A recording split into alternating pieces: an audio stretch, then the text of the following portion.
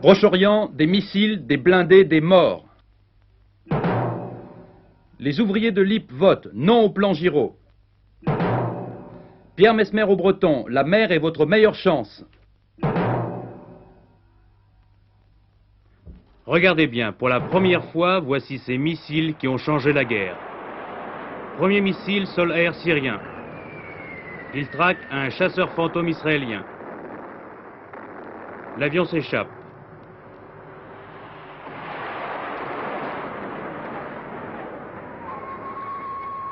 Ces missiles SAM de fabrication soviétique équipent les armées syriennes et égyptiennes, principalement autour de Damas et du canal de Suez. Deuxième avion israélien. Attention, deuxième missile syrien. Coup au but, l'avion tombe en flammes.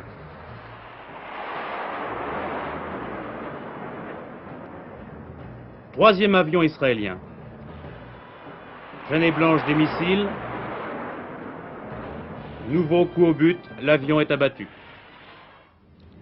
Mesdames, Mesdemoiselles, Messieurs, bonsoir. C'est effectivement l'une des clés du conflit actuel qui est contenue dans les quelques secondes dramatiques des images que vous venez de voir. De la guerre du Proche-Orient, elle donne la nature et la mesure. Rapidement, avant d'en venir aux images et au bilan, on peut dire en quelques mots que la percée israélienne sur le front nord, vers Damas, se précise, alors que sur le front sud, celui du Sinaï, la stabilisation se confirme.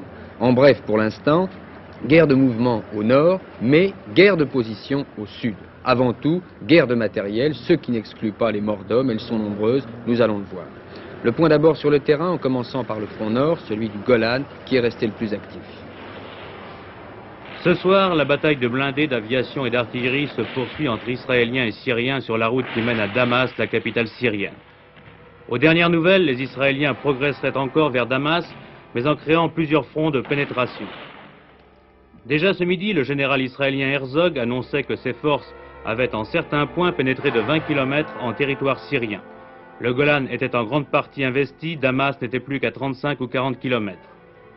Les forces syriennes de leur côté ralentissent la marche des Israéliens en s'efforçant de créer une ligne de défense à mi-chemin de Damas. Selon les Syriens qui se heurtent à ces renforts israéliens qui montent vers le front, ce n'est plus 1967. Les Syriens ne sont pas écrasés, ils se battent et mettent toutes leurs forces dans la bataille. Et les pertes sont très lourdes. Pour aujourd'hui seulement, les Syriens auraient abattu ou détruit 40 blindés, 20 autochenilles et 16 avions israéliens avec les missiles qui permettent à Damas de ne pas flancher. De leur côté, les Israéliens auraient abattu 29 avions syriens et ils ont continué à bombarder des objectifs économiques tels que des installations pétrolières et des aérodromes pour, selon eux, empêcher l'Union soviétique de livrer des armes à la Syrie et à l'Irak. Dans ces actions, d'ailleurs, un hôpital militaire a été touché et 26 personnes ont été blessées à Damas. Un problème politique s'est posé pour Israël. Fallait-il essayer de prendre Damas, conquérir une partie de la Syrie, ou bien encercler les forces syriennes pour tenter de les anéantir? Il semble qu'on s'oriente vers cette solution ce soir. Maintenant donc, la frontière est franchie pour les Israéliens, mais les cadavres des soldats des deux camps jonchent le champ de bataille. Selon un bilan établi par les services secrets américains, les morts et les blessés se chiffreraient depuis 6 jours sur les deux fronts à 1500 à 2000 pour Israël, 5 à 8000 pour l'Égypte et 5500 à 6000 pour la Syrie. Les Israéliens contestent ces chiffres, qu'ils trouvent invérifiables et trop exagérés. Les Syriens et les Égyptiens ne font aussi état d'aucun bilan en pertes humaines. Et la joie de ces soldats israéliens n'était peut-être que la joie des vivants. Ces soldats-ci sont syriens, ils patrouillent dans les ruines laissées par les bombardements israéliens sur Damas. À Damas, il y aurait eu 200 morts il y a 2 jours. Damas sera-t-elle prise? Le cercueil d'un mort doit être aussi lourd et d'un bois aussi dur dans les deux camps. Sur le front sud, cette 7e journée a été marquée par une certaine accalmie dans les combats, mais pour de nombreux observateurs, on pourrait être à la veille d'une gigantesque bataille de chars. D'après le Caire, les Égyptiens auraient fait passer de l'autre côté du canal près de 100 000 hommes, et ils tiennent solidement une bande de désert de 10 à 12 km de profondeur au-delà du canal. Chaque camp se renforce, c'est vraiment la guerre de position. Aujourd'hui, on aura noté quelques combats de chars relativement localisés, quelques raids aériens de part et d'autre, et aussi une bataille navale dans le golfe de Suez. Une équipe d'INF-2 se trouve avec les troupes israéliennes du front sud, dans le Sinaï. Elle a suivi les préparatifs où chacun s'observe et tente d'occuper le terrain. Ce matin, vers 11 h, lorsque nous avons quitté le Sinaï, c'est à 150 km du canal que les journalistes étaient bloqués. Il n'est pas possible d'aller sur le front du Sinaï, mais notre impression hier, comme ce matin, était que le canal était relativement calme. Les deux armées sont face à face, et depuis 3 jours, nous confie un officier, elles n'ont pratiquement pas bougé. Vendredi donc, nous sommes partis avec les renforts sur une de ces routes qui traversent le Sinaï et mène au canal. Une de ces routes jonchée des épaves de la précédente guerre. Aujourd'hui, c'est une toute autre guerre, une guerre de position. Les Égyptiens sont parvenus à mettre le pied de l'autre côté du canal sur 5 à 10 km de profondeur et par tous les moyens cherchent à se maintenir.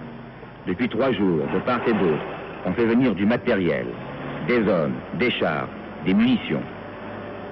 On se prépare à l'affrontement. Il n'est pas commencé.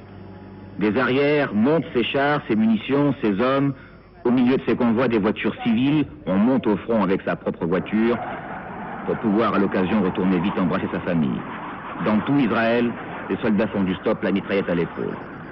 Sur le front, il y a des duels d'artillerie. On tâte les défenses. Ce matin, des Skyhawk, bombardiers légers, passant au ras des dunes pour ne pas être détectés par les radars, plongés sur le canal avec leurs 7 tonnes de bombes. Dans le ciel, quelques combats. 2 MiG égyptiens ont été abattus hier au-dessus de la base où nous étions.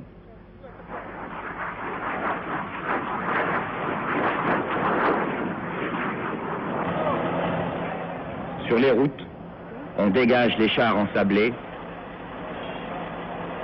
On ramène du front ceux qui ont été touchés.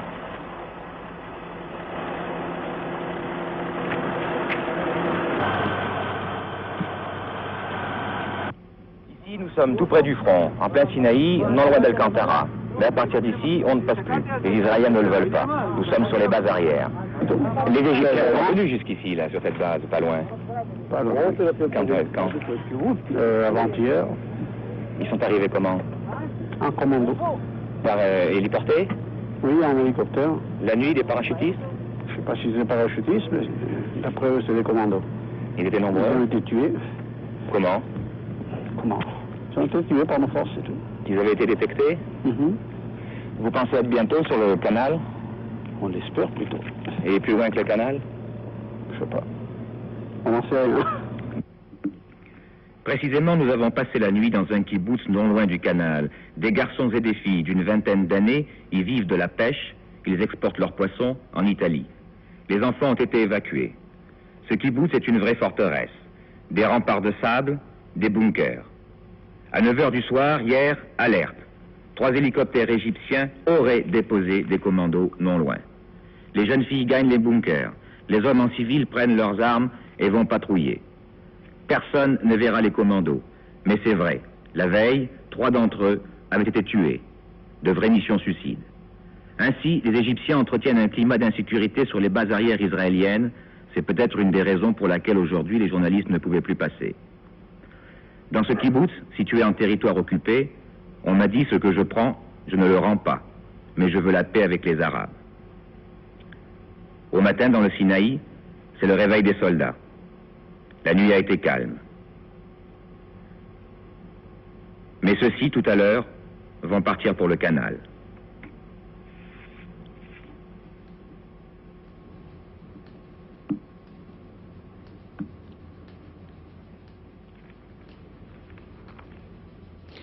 Henry Kissinger est resté modéré en évoquant le rôle de l'URSS tout à l'heure et celui des États-Unis dans cette 4e guerre du Proche-Orient. Le chef de la diplomatie américaine a tenu une conférence de presse et il a tout de même lancé une manière d'avertissement en soulignant que ce conflit comporte toujours le risque d'une confrontation nucléaire entre les deux superpuissances. Mais, a dit M. Kissinger, l'Union soviétique et les États-Unis ont fait preuve jusqu'ici d'une modération qui ne met pas en danger la détente internationale. C'est en revanche un avertissement, un véritable avertissement, et même sévère, que l'Union soviétique a adressé de sa part à Israël. L'Union soviétique, écrit l'agence TASS ce soir, ne peut pas rester indifférente devant, je cite, les actes criminels des Israéliens qui ont fait des victimes parmi les citoyens soviétiques qui se trouvaient en Égypte et en Syrie. Et l'agence TASS ajoute, l'URSS exige la cessation immédiate des bombardements des agglomérations et des objectifs civils de Syrie et d'Égypte. D'une manière générale, aux États-Unis, les techniciens américains estiment que les Arabes, au bout du compte, ne joueront pas avec l'arme du pétrole. Et pourtant, le roi Faisal d'Arabie a envoyé, durant les dernières 24 heures, un message au président Nixon demandant que Washington n'envoie aucun matériel à Israël. Et puis il y a cette déclaration de celui qui est le conseiller du président égyptien pour les questions pétrolières et qui veut tenir compte, entre autres, de ces deux oléoducs de Tepline et Kirkuk qui relient les pays producteurs aux principales nations occidentales. D'abord, cette utilisation est compatible avec la Charte des Nations Unies. Elle a été utilisée, je vous rappelle, le blocus imposé par la Société des Nations à l'Italie, le blocus imposé à la Rhodésie.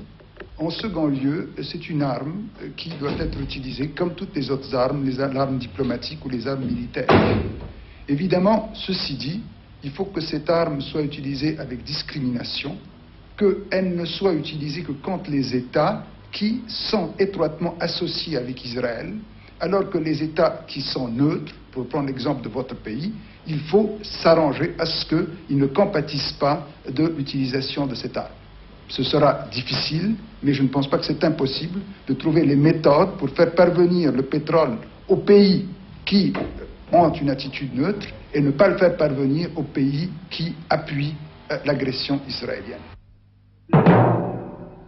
Il y a un mois, c'était le coup d'État, le suicide du président Allende et l'arrivée au pouvoir du général Pinochet. Le chef de la junte, dans un message à la nation, a voulu justifier aujourd'hui l'intervention de l'armée qui, d'après la loi, a-t-il dit, doit sauvegarder la paix intérieure. Depuis un mois, si l'actualité a multiplié les événements graves, au Chili, les poursuites continuent contre tous les partisans du régime Allende. La junte annonce le début prochain des procès politiques, et en particulier celui de Luis Corvalán, secrétaire du Parti communiste chilien, qu'un de nos confrères anglais a pu rencontrer dans sa cellule.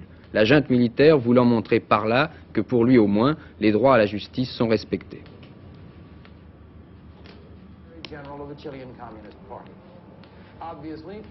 C'est à l'école militaire où il est en cellule depuis le 27 septembre que Luis Corvalán a pu parler.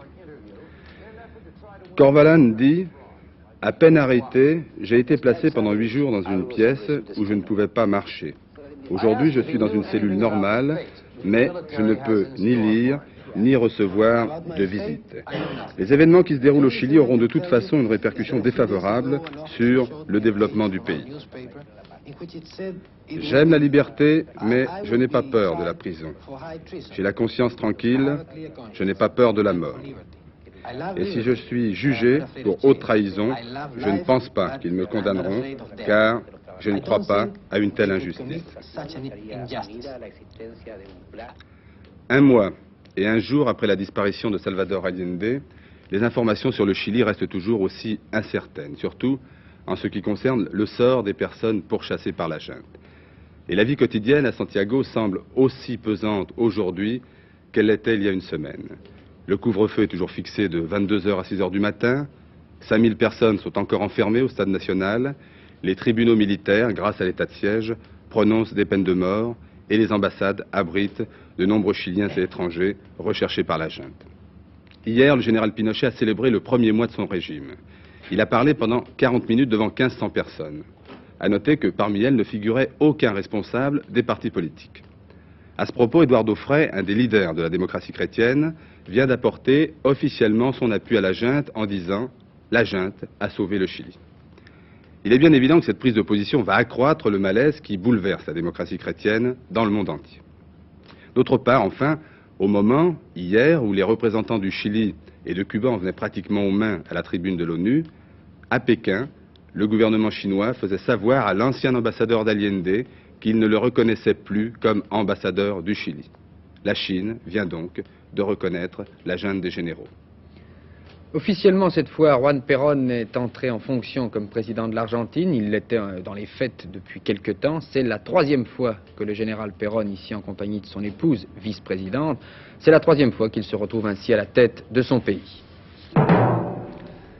Cette fois, l'impasse est presque totale. Ce matin à Besançon, à bulletin secret, les ouvriers de chez LIP ont voté sur les 2 questions que leur posaient les syndicats. Reprendre le travail, proposait la CGT, refuser le plan Giraud, répondait la CFDT.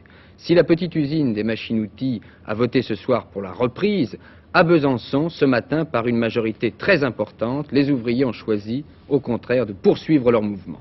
Alors il y a 626 pour continuer la lutte, et puis 174 pour arrêter.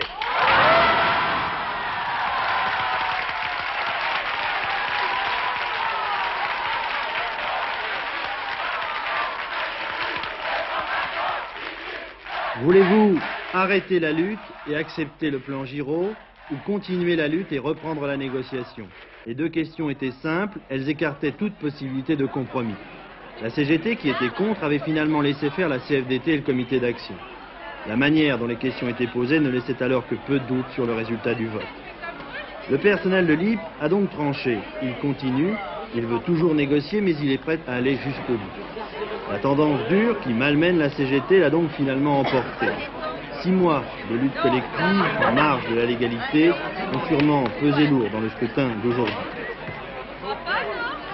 Les employés de LIP croient toujours à une victoire. Ils ne veulent pas penser que leur décision d'aujourd'hui marque d'une certaine façon la fin du conflit LIP, puisque désormais, LIP doit être vendu.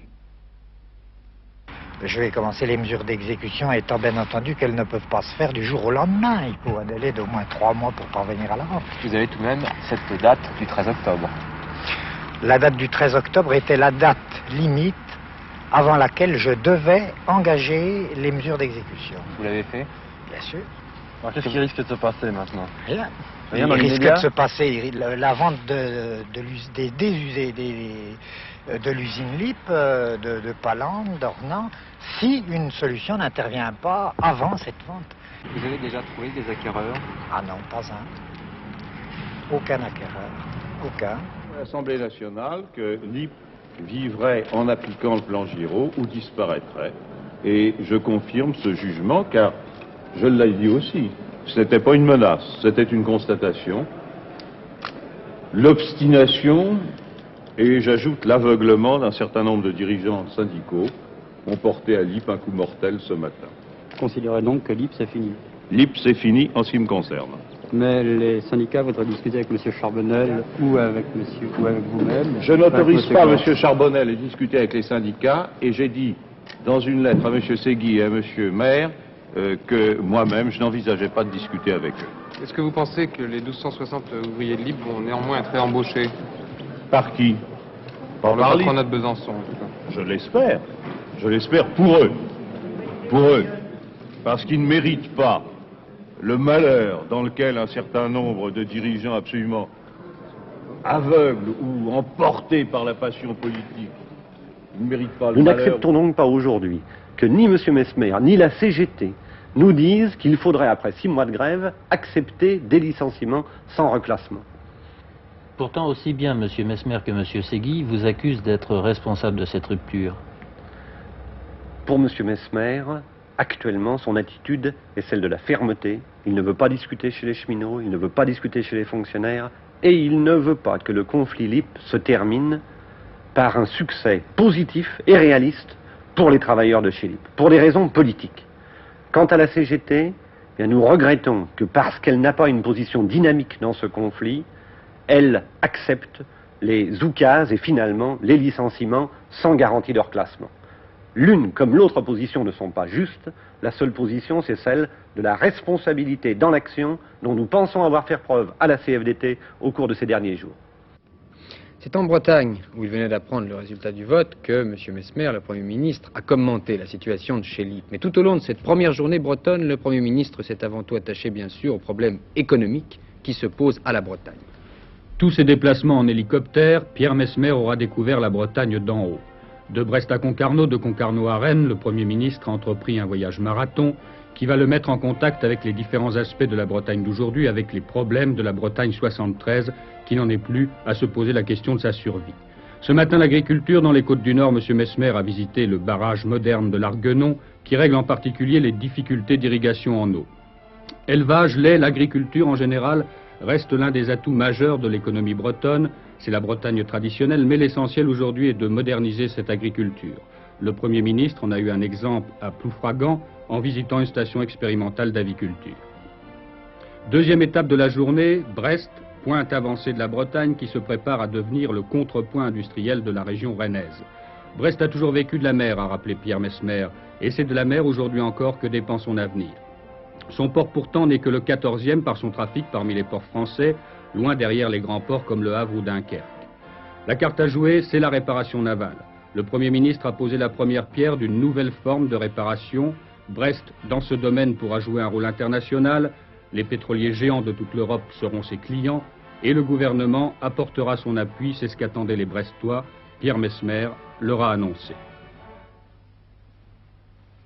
La France a besoin sur le littoral de la Manche et de l'Atlantique d'une grande forme, capable d'accueillir rapidement les navires de 500 000 tonnes, puisque ce sont aujourd'hui les plus grands navires qui naviguent sur la mer, mais peut-être au-delà de plus grands navires encore.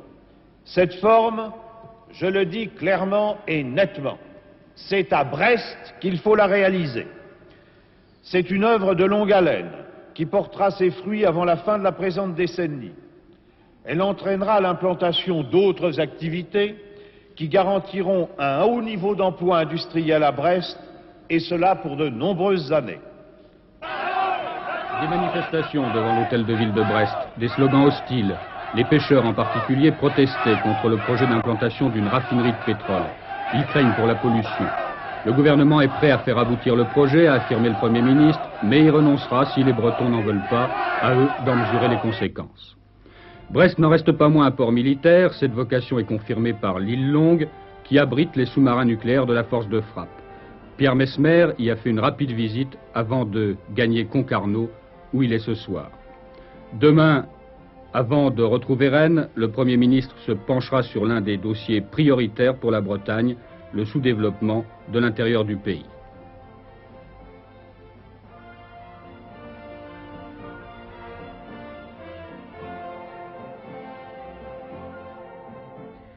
La Bretagne de l'intérieur est à l'image de ce canal qui la traverse de Brest à Rennes, inexploité et que la nature cherche à reconquérir. Cette Bretagne-là est restée à l'écart du redressement économique. L'histoire de ce village n'a que valeur d'exemple, mais sans effort particulier, c'est peut-être demain le souvenir que laissera toute une région laissée pour compte par l'industrialisation. Un petit village breton, comme il en existe beaucoup, et 120 personnes qui l'habitaient autrefois et travaillaient la terre, il n'en reste que 12, les plus vieux. Après eux, il n'y aura plus que des ruines. Kan ze daar gewoon met een Raymond Piet meestal brood erbij. Partout de la place de vente. Pour ainsi dire, les jeunes, pour débuter, ils ne peuvent pas. Pourquoi? Ben, ils n'ont pas le moyen. Il y a un qui peut remplacer sa famille. Et les autres doivent partir. Ah oui, les autres sont obligés de partir. Les jeunes s'en vont. À la campagne comme dans les villes, il n'y a pas de travail pour eux, encore moins un emploi qui corresponde à leur spécialisation. Il n'est pas rare de rencontrer un bachelier, manœuvre en usine, juste le temps de préparer son départ pour Rennes, Quimper et plus souvent Paris. Moi, il a fallu que j'aille dans la région parisienne pendant 2 ans. Et comme je suis breton d'origine, ça me plaisait pas tellement. Je suis revenu dans le coin. Et en attendant mieux, je viens ici. Si vous avez éprouvé beaucoup de difficultés à trouver du travail? Ah oui. Carré, comme les quelques villes de l'intérieur, s'accroche à l'espoir d'attirer une usine, quelques emplois qui suffiraient à relancer la région. Mais les industriels boudent l'intérieur breton. La raison première, manque de communication rapide. L'agriculture, les industries alimentaires, le tourisme y peuvent peut-être encore quelque chose. Seules ces régions ne s'en sortiront pas. Elles se tournent vers l'État pour demander qu'on les aide. Ce que l'on craint, c'est que le mouvement qui est amorcé depuis notamment une quarantaine d'années ne se poursuive.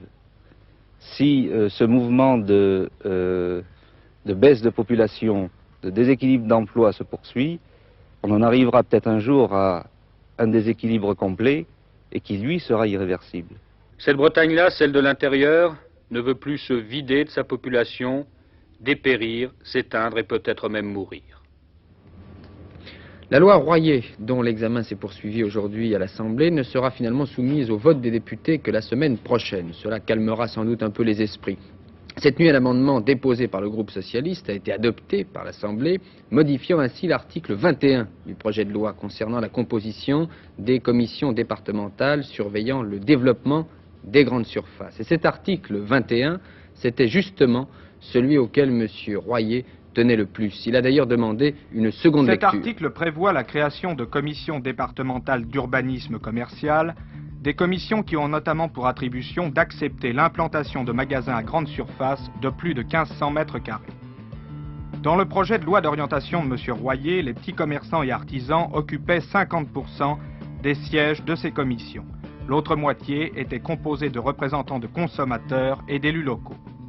Après l'adoption par l'Assemblée de l'amendement proposé par les socialistes et voté par la majorité, les pourcentages sont inversés. Petits commerçants et artisans ne pourront plus représenter que 30% au maximum des commissions d'urbanisme commercial, la part du lion, 50%, revenant aux élus locaux. La majorité des députés, tout comme les propriétaires de grandes surfaces, a donc jugé que les petits commerçants ne devaient pas avoir la moitié des sièges dans ces commissions. Et c'est de nouveau tout le problème de la lutte entre supermarchés et petits commerces qui est posé. Mais malgré cet échec au Parlement, M. Royer ne s'estime pas vaincu.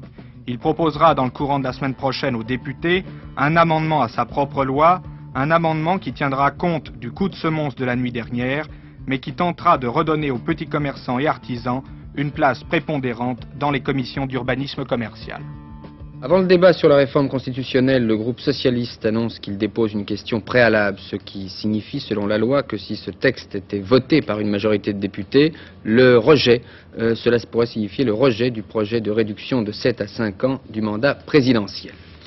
Plusieurs mouvements de grève se sont poursuivis dans la fonction publique, aujourd'hui essentiellement dans les hôpitaux. À la SNCF, le trafic réduit à 40% sur le réseau sud-ouest, touché aujourd'hui par les grèves tournantes. Le trafic devrait être redevenu normal sur l'ensemble du réseau demain. 5 ans de prison avec sursis, c'est le verdict des jurés des assises de Versailles pour Jean Quay, le pirate de l'air français qui voulait rappeler au monde le sort du Bangladesh. C'est d'ailleurs la peine qu'avait demandé l'avocat général. Aujourd'hui, le témoignage d'André Malraux a pesé lourd. André Malraux n'a regardé Jean Quay qu'une seule fois, et vite. Jean Quay, lui, ne l'a pas quitté des yeux. Enfin, il semblait s'intéresser à quelque chose, à quelqu'un. En moins de 5 minutes, André Malraux a donné une autre dimension au procès, la passion que Jean Quay n'avait pas exprimée. Les formules ont jailli de la voix cassée qui s'enfle et dessine les faits. Un acte comme celui-ci, a dit Malraux, est un mélange de générosité et de petite folie. La générosité s'envole, s'oublie, et la folie reste sur le sable. Peu à peu, Malraux, que personne n'interrompt, se penche vers la barre, la main droite se crispe sur le bois, la gauche appuie les mots. Les Bengalis, dit-il, ne parlent pas de pirates. Ils n'ont pas oublié les 600 000 ampoules de vaccins qui ont bloqué le choléra. Car les médicaments sont arrivés, il faut y songer, alors que Jean Quay était arrêté. Et la voix devient amère un peu. Quel dommage que l'accusé n'ait pas réussi. Il serait maintenant couvert d'honneur. Malraux se redresse et termine. D'une certaine façon, cet homme a représenté la France. Une passion est passée aujourd'hui dans le prétoire de Versailles, alors que le policier que Jean Quay a blessé estime il a tiré par réflexe, alors que l'avocat général Bazio dit « Vous êtes de ceux qui se croient chargés d'une mission et l'imposent les armes à la main, mais il ne requiert que 5 ans avec sursis. » Pour un but louable, Jean Quay a employé des méthodes condamnables, la formule est de l'accusation. Les jurés de Versailles ont sans doute voulu dire ce soir que parfois la fin justifie les moyens. Avant France-Allemagne, demain, et après avoir fait le point des blessés guéris et de ceux qui ne seront pas atteints, Stéphane Kovac a désigné les 11 joueurs qui, d'après lui, peuvent réaliser ce qu'il appelait son rêve ce matin, le match nul devant les Allemands de l'Ouest. Dans les 11 joueurs désignés par Kovac, on remarque l'entrée de Grava à la place d'Osman, celle de Loubet à la place de Lacombe. Une équipe qui vient de la seconde division, à savoir le Racing Club de Lens, et ceci sans retirer tout le mérite qui est dû aux 11 Lensois. Et au moment où le champion de France, le Football Club de Nantes, a été éliminé de la Coupe d'Europe des clubs champions, on peut se demander en ce mois d'octobre où en est le football français. C'est une question que les journalistes dits de sport se posent 2 fois là. La réponse à cette question, elle va nous être donnée dans peu de temps, puisque samedi, l'équipe de France à Gelsenkirchen sera l'adversaire de l'équipe d'Allemagne fédérale. Moi j'ai confiance comment on se présente parce que quand même le championnat c'est l'image de la valeur des joueurs français et je pense qu'après 10 journées de championnat, quelque chose qui bouge en France, les matchs sont de meilleure qualité, même si Nantes était éliminé parce que les autres trois équipes, les autres sont restées. Et on voit quand même des bons matchs. Et le meilleur indice, le meilleur test, c'est l'affluence du public qui vient quand même voir le match. Je ne veux pas que mon équipe joue à l'allemand parce que c'est pas joué, ils n'ont pas les moyens, qu'ils jouent avec ce qu'il y a de meilleur, avec vivacité, avec intelligence, avec une bonne technique, en mouvement, qui donne des problèmes à l'équipe d'Allemagne, que la presse allemande soit élogieuse pour les joueurs français. La logique veut, Stéphane Kovacs, que les Beckenbauer, Verratti et Fleury remportent ce match contre la France. Ils sont favoris, mais tellement. J'ai confiance même avec ces blessures que l'état d'esprit de l'équipe française sera mon état d'esprit et ils vont donner une bonne réplique parce que c'est un match qui ne compte pas pour un championnat du monde ou pour la qualification de la Coupe d'Europe. C'est un match amical mais de prestige. Vous pourrez suivre ce match demain sur la deuxième chaîne à partir de 16 h. Tout le monde l'a senti, il a fait plus frais aujourd'hui, beaucoup plus frais même dans certaines régions. Les hautes pressions s'affaiblissent sur l'Europe de l'Ouest et le mauvais temps va ainsi pénétrer en France. Demain matin, beaucoup de nuages, de la pluie et du vent des côtes de la Manche aux Pyrénées. Ailleurs de la brume, un temps très frais et du soleil seulement sur la Méditerranée. Dans la journée, la pluie touchera l'Est, les Alpes du Nord, le golfe du Lion, les Pyrénées. Quant au thermomètre, il devrait légèrement remonter. Il me reste à vous rappeler qu'à 23h25, vous retrouverez Bernard Pradino pour INF2 dernière et le point de la situation au Proche-Orient avec Gérard Sebag et l'équipe d'INF2, notamment au milieu des lignes arabes, après avoir vu tout à l'heure les troupes israéliennes. En attendant, merci d'être resté en compagnie de l'équipe d'INF2 et bonne soirée peut-être au théâtre. Bonsoir.